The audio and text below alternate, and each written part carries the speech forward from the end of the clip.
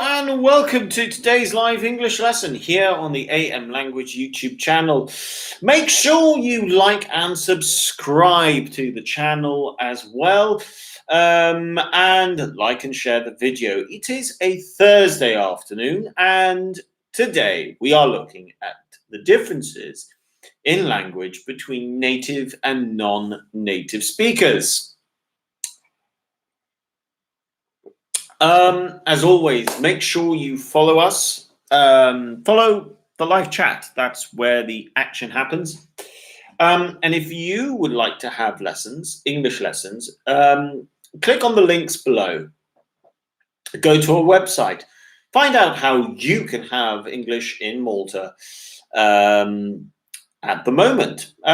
So, Irina F., good afternoon. Welcome to today's lesson, and thank you for joining. I hope you are well.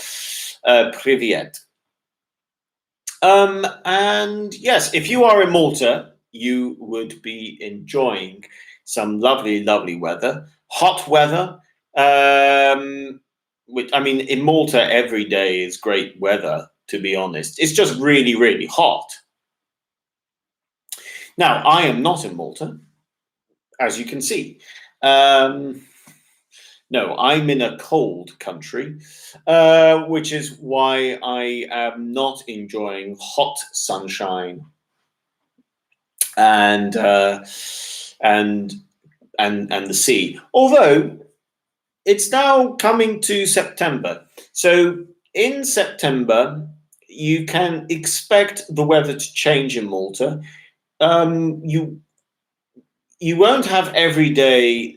Every day won't be, really hot sun and really nice sea. Come September, that's when you can expect some rough weather. Now, when I say rough weather, I mean rough sea and maybe a bit of a big thunderstorm as well. September, you can expect a big thunderstorm. Irina F. So, hello, Alida. Good afternoon and good morning where you are. Buenos dias. And Irina A. Good afternoon as well. Welcome to today's lesson. Now, the first difference I'm going to tell you is actually to do with pronunciation. Okay. And the first difference is to do with the TH sound. The TH sound is a difficult sound. So take the TH, okay? You've got words like think, thought, for example, thunder, well, thinking, obviously.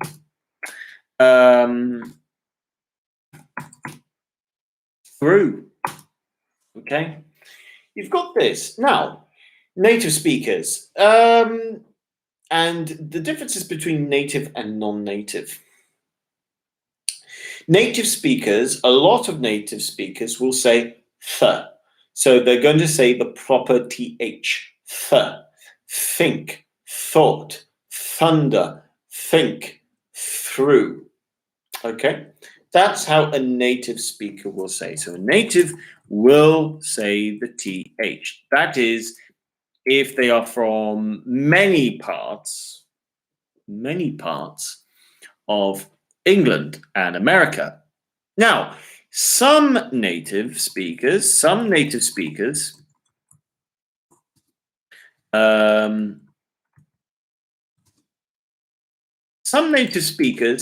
say from London, for example, East London, I'm going to put specifically East London. London, they will say think, thought, thunder, through. In East London, they don't say the TH, they say th. If you think of David Beckham, some of you might remember him as a footballer. He doesn't say his THs. He's from East London. So people from East London will say think, thought, thunder, thinking, for example. Now, this is something that some non-natives will do as well. And I would say that it's actually it's not correct, but it's not a bad option. If you find the th sound difficult, going with the th sound is not a bad second option. It's still wrong, but it's the next one I would suggest. Okay. Because it's still when people speak quickly, if you say think, if someone says think instead of think, it sounds close enough to think. Now, another thing that you might hear, and this would be interesting enough, in Malta, for example, Maltese people and some people, funny enough, from the north of England, okay, will say t instead of th. So they will say tink, thought, thinking, true. Think, thought, thinking, thought, true. You do hear some native English speakers from the north say that, and you hear it a lot in Malta. They can't say in Maltese. A lot of people can't say the th. This is also the same with Italian speakers as well. This is not as good as th, because the t sound really begins to take away meaning, especially with something like this one here, like the difference between three and tree. In Malta, for example, you might hear some Maltese people say tree instead of three, but they mean three. This can also happen in the north of England sometimes. I bought tree. I bought tree. I bought three cars, for example. I bought three cars. It can happen, but I would say this is not a good alternative, because the meaning it becomes harder to hear the meaning. So you might hear some native speakers say this, but this is not a good example, and I would say try and avoid this example. The last one, and this is very much a native. Okay, so non-natives in Europe. Okay, non-natives in Europe, they really struggle with the th. So think will become sink. Thought will become sort. Thinking will become sinking. Again, now, like Jose Mourinho, the football manager, he's always saying, I think, and I am sinking. You will hear that a lot. Again, it's an alternative to the th, because the th is really difficult for non-native speakers to say, and it is also difficult for some native speakers to say. But again, I would say this is not a great alternative. The problem is that, again, the meaning begins to you can get confused by the meaning. There is a joke in English. The joke in English is that a person is on their boat and they are calling for help, and the person is a German, and the Coast Guard is a German, and the English person says, "Help! Help! We are sinking! We are sinking!" And the German replies, What are you thinking about? So it is a joke. Ha ha ha ha ha. Very funny. But hello, good afternoon, Francesca. But this is a problem because, like I said, the meaning can be changed. So I would say, as a general rule, if you cannot say think, if you cannot say the T, if you cannot say the TH, it is better to go for the F sound. The first sound is not correct, but it is the second best option. Hello, Manuel. Good afternoon. So if you cannot say the TH, F, go with F, like frog, for example, or French. It is the best option out of the bad options. The T is not a good option because you can lose meaning very quickly. And the S option is also not a good option because you can lose meaning very quickly. So if you cannot say a TH like many native speakers, go with what people do in East London. Go with the F sound. So if you say think instead of think, there's no normal word in English which people are going to get confused.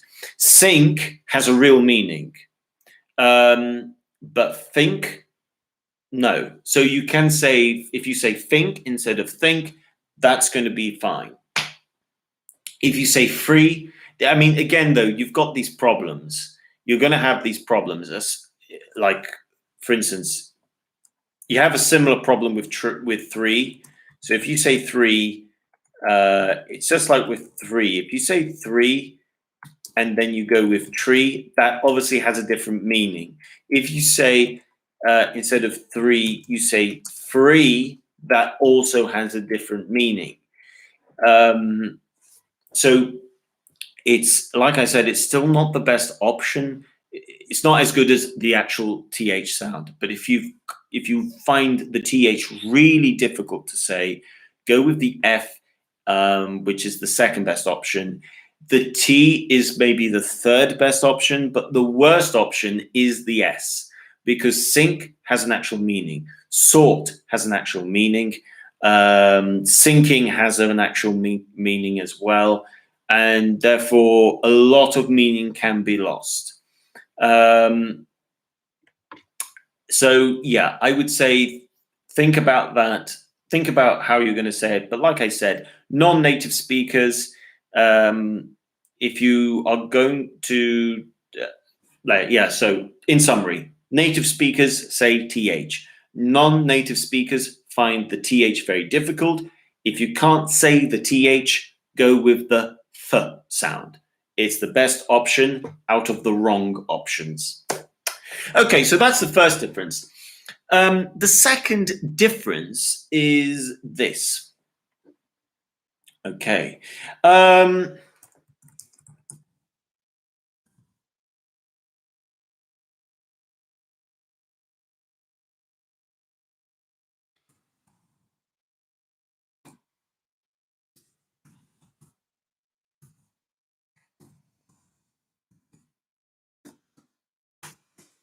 Simple difference, a very small difference. I recommend for you this book. I recommend this book. To say I recommend for you this book, and to say I recommend this book, you will look at this and you think, okay, does this mean the same thing? Yes, it does. It does mean the same thing. But in English, we, as a native speaker, we are not going to say, I recommend for you this book, or I recommend for you this wine.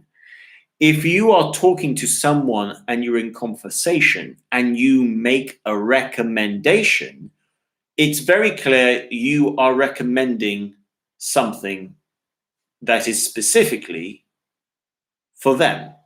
So you don't need to say for you. The person knows you are recommending something specifically for them. That is why a native won't say, I recommend for you this book. A native person is probably going to say, I recommend this book. I recommend the chicken. I recommend the wine. And this is the same with I suggest. We're not going to say suggest. We're not going to say, I suggest for you this wine. We're going to say, I suggest this wine. Again, instead of saying, I suggest for you to go to Rome, we would say, I suggest you go to Rome. We wouldn't put in the for, actually. With suggest, we could say, I suggest you.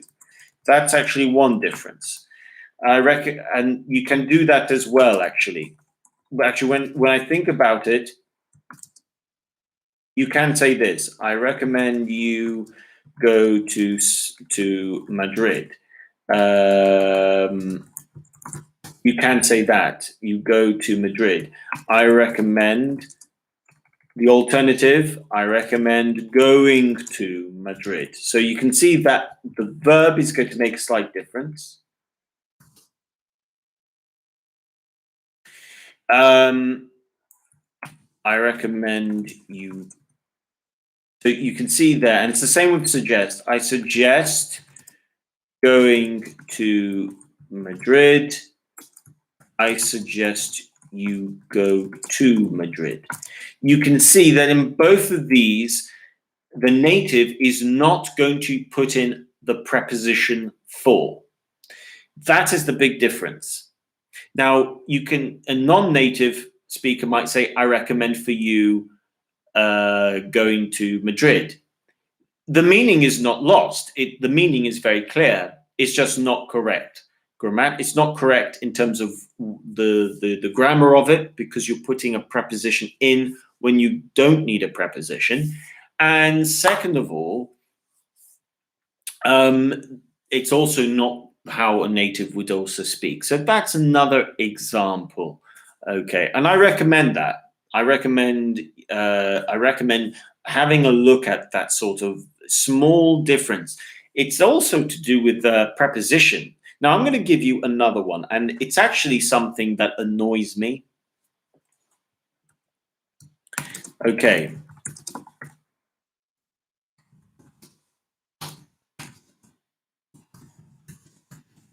Now this is an idiom. Okay. Okay. When we're talking about you really found something really funny. So if you find something really funny, you can say, I pissed myself. Okay, that means you really laughed. Okay, it's not literal, because that would be what babies do. Babies piss themselves, but that's a literal meaning.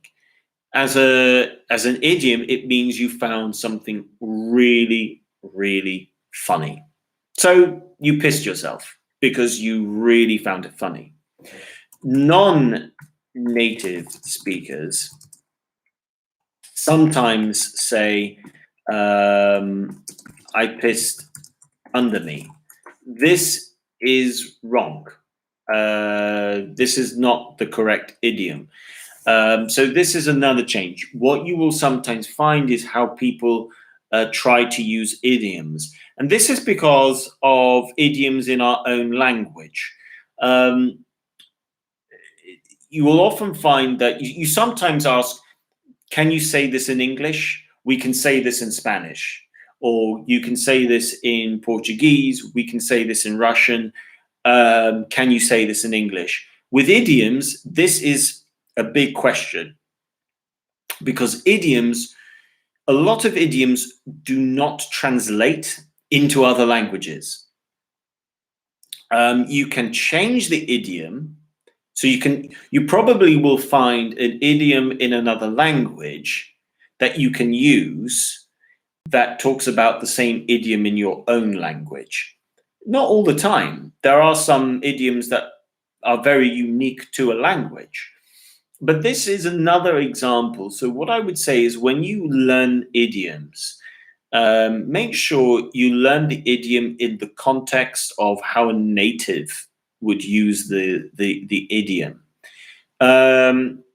It can you can sometimes find that you've heard an idiom and you're not too sure if it sounds correct.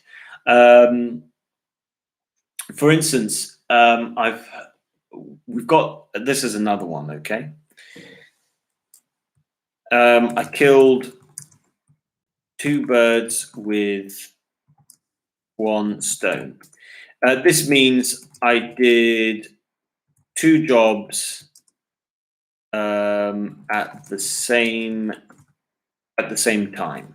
Okay, or I completed two tasks at the same time. That's what we mean by I killed two birds with one stone. That's actually a really good idiom. Um, but you might find sometimes people try to use it and they come out slightly, they can get it confused. Like I've heard one person say, I killed two stones with one bird. It doesn't make sense. So when learning idioms, um, I would always say, try to make sure that you learn an idiom the way a native speaker would use the idiom as well. So that's something to think about there. So we've looked at a few things today.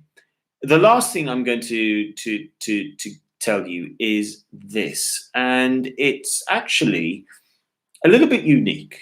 Okay.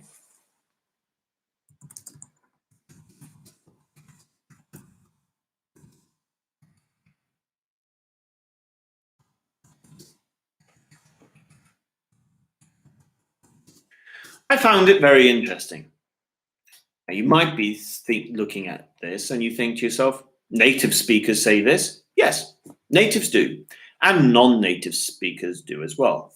But here is one unique little, this is one unique thing that you can add to your language that would make you sound a little bit more native.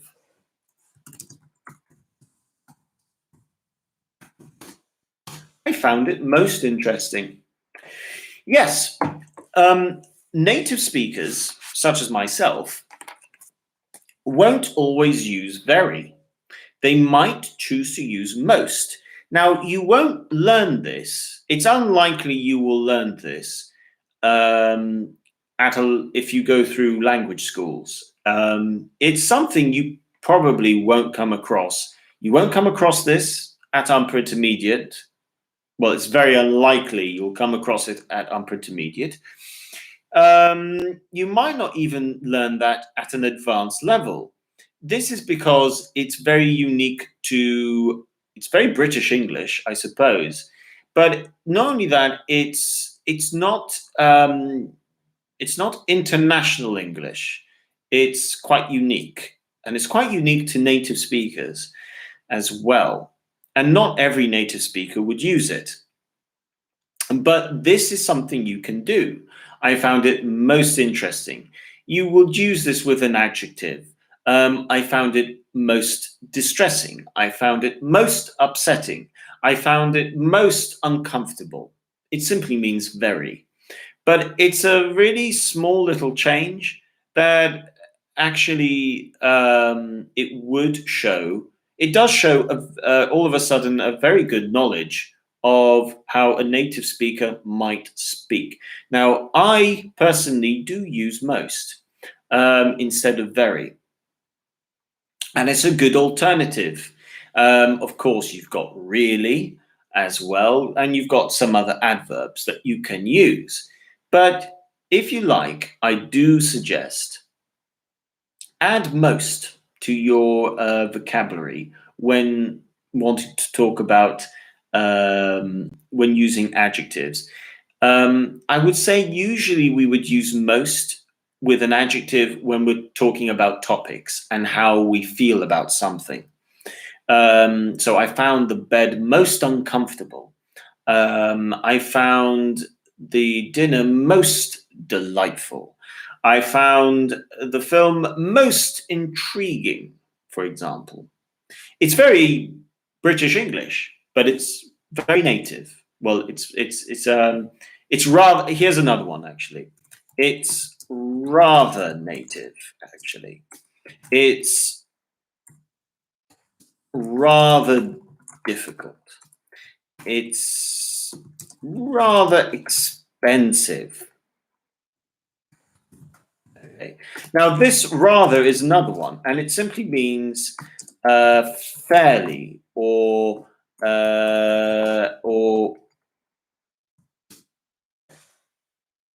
how am I writing this? Or pretty, okay, which means it's not very. It's down the line there, and this is another native little thing you would hear, especially from someone from England. We're not always going to say, "Oh, that's fairly British," for example, or "That's fairly expensive." We can, and both non-natives and natives would say it. But again, if you want to add something that's fairly native to your language, add rather. Rather is a really good word to use with adjectives as well. So you can use most and you can use rather with adjectives. Most is stronger than rather. Okay, so this is rather delicious. Well, it's a bit of a strange one with delicious because delicious is actually a non-gradable adjective. So let's not use it with delicious.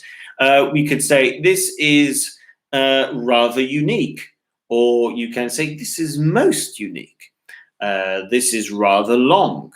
This is most actually. This is rather difficult.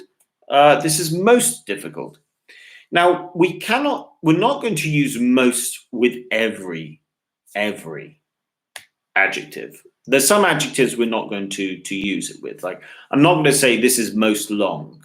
That's not going to make much sense. I could say this is rather long, but I'm not going to say this is most long. So we can't use most with every adjective. But like I said, when we're talking about our feelings and how we feel about something, we can use most. Francesca says, I can say I found it rather fantastic and rather interesting. Oh, rather interesting. You want to go with interesting there, Francesca. But yes, you can say, I found it rather interesting. Now, when that's a very good example. You watch a film and you can say, I found that rather fantastic or rather I found that rather interesting. I found that, I thought that was rather intriguing. Fantastic, though, is, I can't use rather with fantastic because fantastic is a non-gradable. So I can't use that. But for that, we have to look at gradable and non-gradable adjectives. So like delicious, I can't say rather delicious. I can't say rather fantastic. And I can't say rather beautiful because beautiful, these adjectives are non-gradable. But with a gradable adjective like interesting, I can. Same with hot. That's rather hot, for example. So Francesca says, okay. So yeah, that's that is a little bit of some really good little advice. So thank you very much for watching. Make sure you like and share the video, and I will see you tomorrow at 4:30 for another live English lesson. Yes, it's rather cold. It is. Don't forget the is there, Francesca. But yes, you can say it's rather cold, it's rather hot, it's rather warm, it's rather windy, it's rather rainy, it's rather, something like that. So, Irina, thank you very much. Francesca, thank you. Alida, thank you. And Irina F, thank you as well. And Manuel. And anyone else who's been watching. See you tomorrow at 4:30 for another daily live English lesson. Thank you very much. I hope you found this lesson helpful. Irina F says, thank you. See you tomorrow. And Manuel says, bye, Richards. Thank you. You're welcome. Take care and bye for now. See you tomorrow.